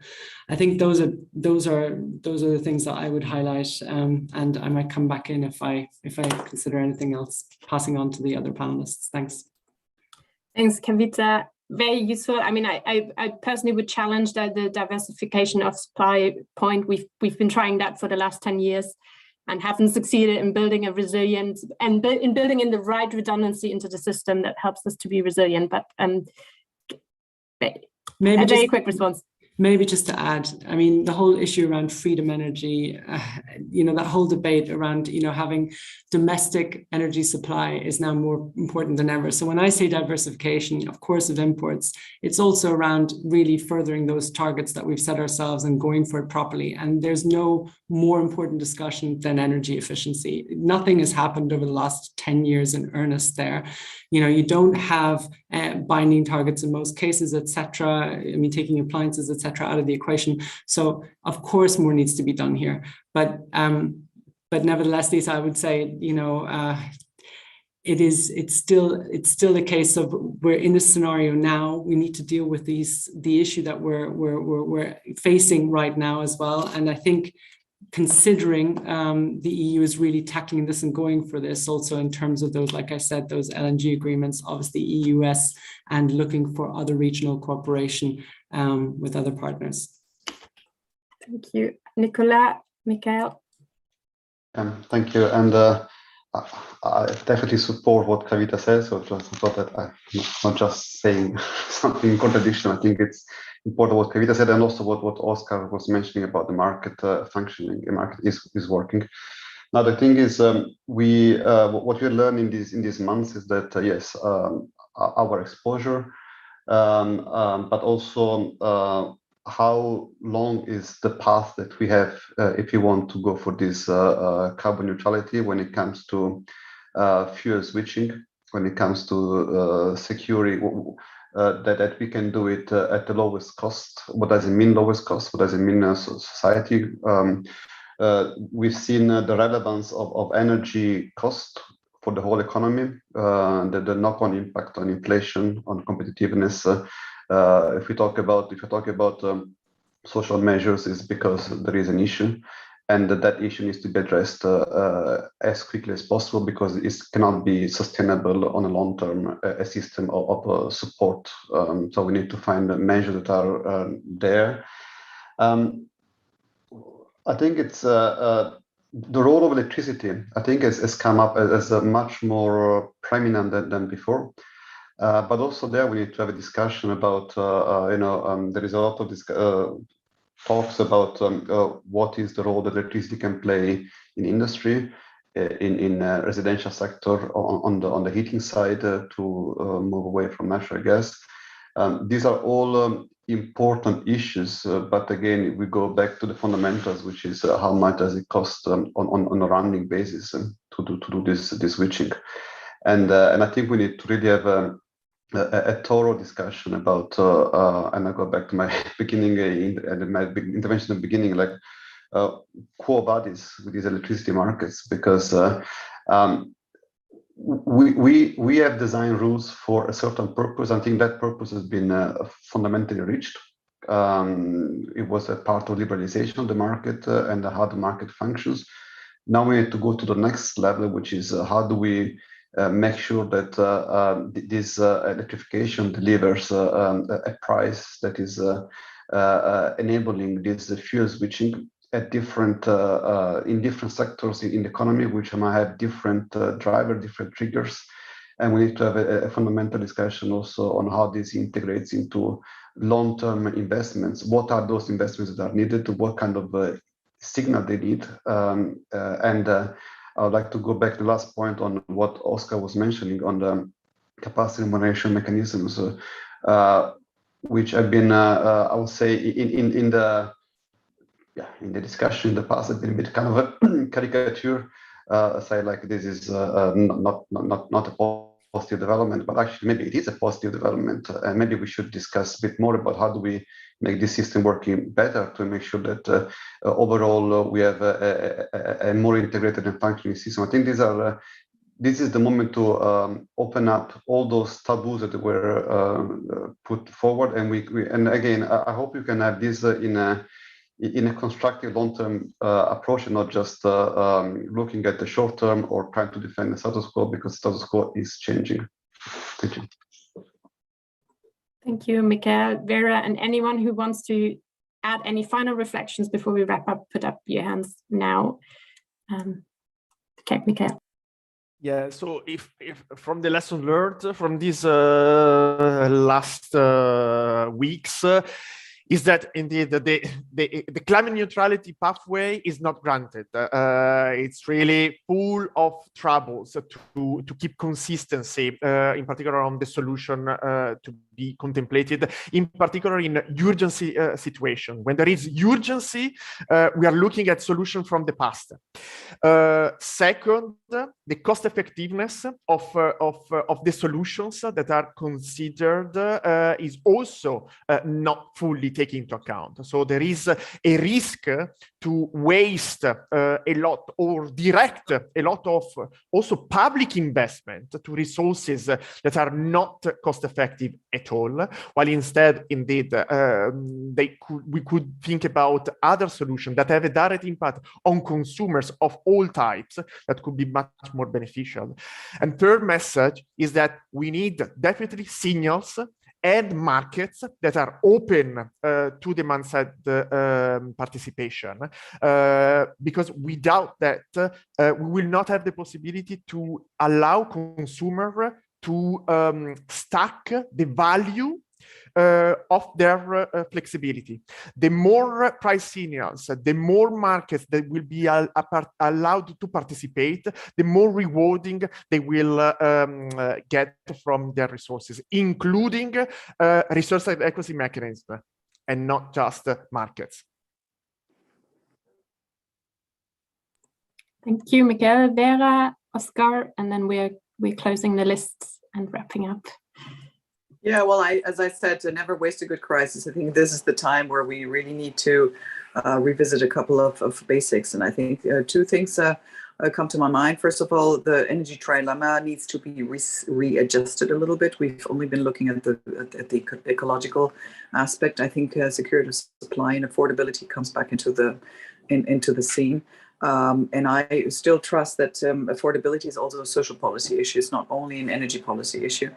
Anyway, and I think it's one element we didn't talk about, but it was very there was a mild but very effective wording in the EU conclusions. It's about the joint gas purchase platforms, because comprehensively they're voluntarily based, but these platforms could turn out to be a major step forward, provided obviously that they will enjoy the support of the gas member states, because in the end, we're all looking for cost-effective and reliable gas. This is the bridge technology in the end, and we will have to stick to that agenda for the time being until we have something better.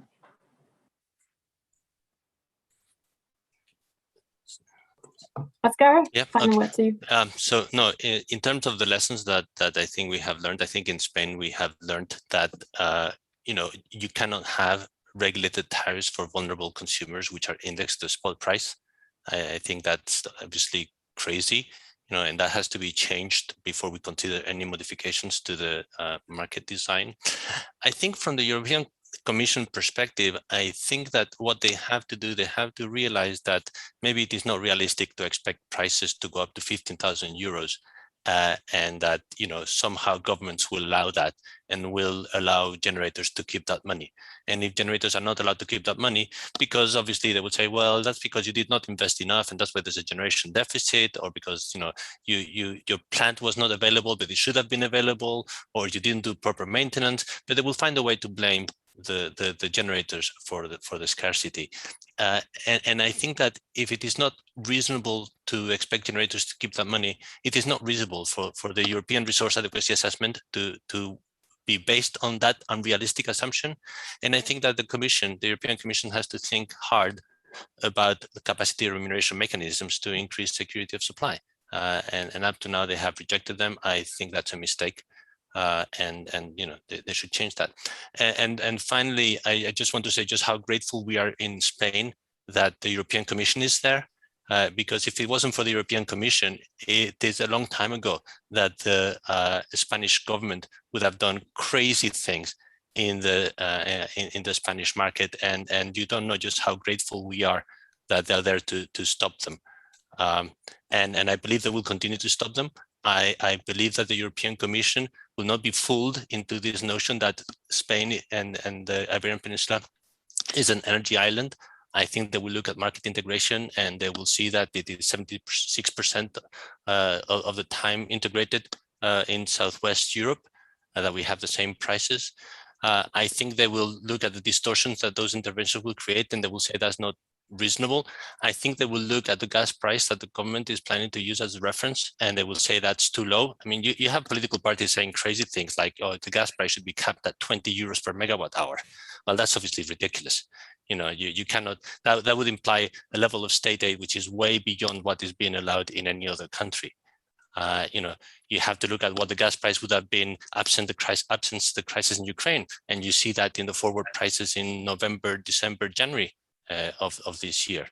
So all in all, I just want to say just how grateful we are to have the European Commission, and I am convinced that the European Commission is going to stop this craziness. I just wish that the European Council had not opened the door to that, because I think that it's given a bad signal. But I am quite positive that the European Commission will step in and say, well, no, that's not crazy. That ACER will say that the marginal pricing system is fine, and to stop being silly about it. Thank you, Oscar. Kavita, can I ask you to post your comment in the chat, because we do want to wrap up. Thanks, Oscar. So overall, ideally no government intervention, but capacity markets is the recipe for efficiency. This is what I'm taking from you. Just before I hand it back over to Andres, just wants to thank you all very much. This was a really intense and rich debate. I'm just going to share very quick takeaways and then leave the floor to Andres. Some of the things I'm taking away from this is the market is changing. We can opt in to either ignore it or prepare for it. That will have implications for the long-term investment signals in the markets. I don't think there was full agreement around what we need to do on this, but I think there was a lot of rich ideas in the debate. One really big dimension, what market for what purpose? Again, I think much more systematic thinking around that is really important as we move forward. The boundaries of the market are changing as we increasingly intersect with the digital agenda, and there's a big question that we haven't touched upon, not only how does our market design fit with that, but also our institutional setup. Harnessing the local value of flexibility, we've only touched upon at very high level and haven't really delved into depth. We haven't really resolved how costs and benefits are distributed across consumers and who should be taking what risk I think, but it's come up in several parts of the conversation. And I feel like also while that there's been strong advocacy for a special place for demand side flexibility in fast tracking at least some elements of the market design question, as clearly we do need them to pair with renewables and support renewables. And there was quite a strong call on the European Commission. And finally, I mean, we've just seen a big bump in the road and going through a big bump in the road as we move towards net zero and adapt to sort of these changing energy realities. We will have loads more of those bumps. So what's really important is that we get better at dealing with them. That doesn't mean every time we kind of get rid of our long-term objective and get knocked off course, but that we actually stick to that. And I think this is what this discussion was about.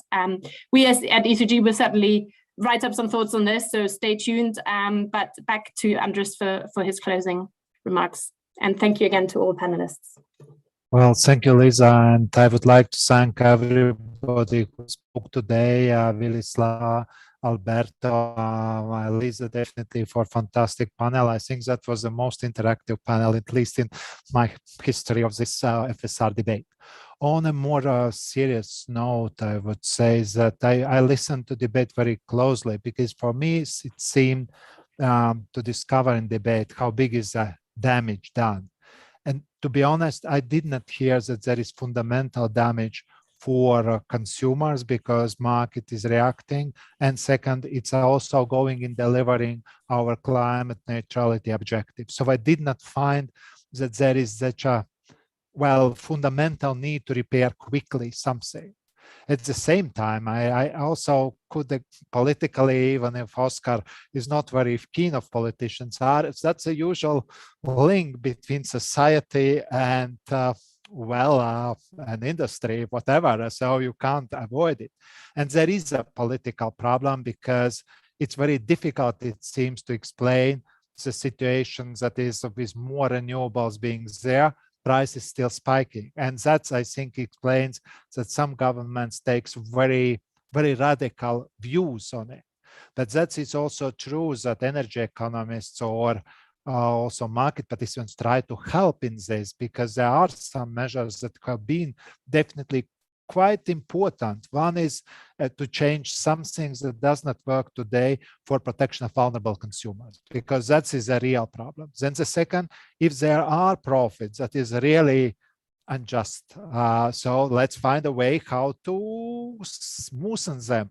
And then there is also the issue of keeping the internal market of Europe intact, because that, I think, is a huge risk if we try to marginalize in different parts, because you never know how long temporary exemption could go. Even if you would say, well, couple of months, half a year, you can never quite go back on the agenda. That, I think, is also a huge risk. So Vera said, never waste a good crisis for decisions to be made. I think at this stage, it's not very obvious what decisions should be done. So I would really say that such a type of debate with more closer groups would be necessary. But one issue that would be very clear for me, it is what Michael all the time called, I, as a consumer, would be more than happy to participate. I know that I could govern it, but it's not only me. I am a small consumer, but there's plenty of them.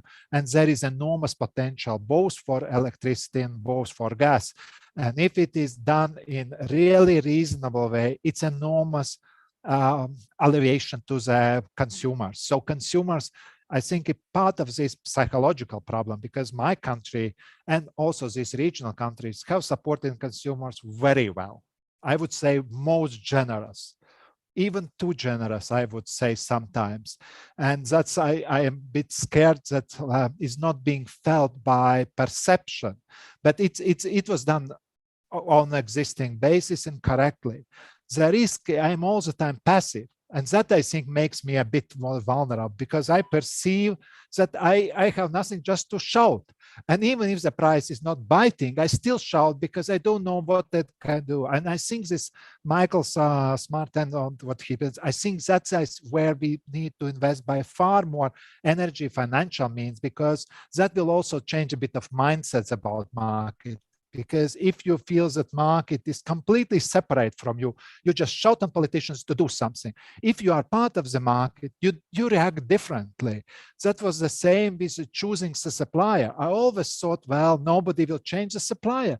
No, people like freedom. People like to do things, even if they understand they are small. But I am responsible, and I think that is also strength of our society. So I believe these are my conclusions. But again, I would like really very much to thank Lisa for NE3G for this common enterprise, and it was a risky one, but I think it was successful. And speakers, you have been just excellent. And with this, we can close.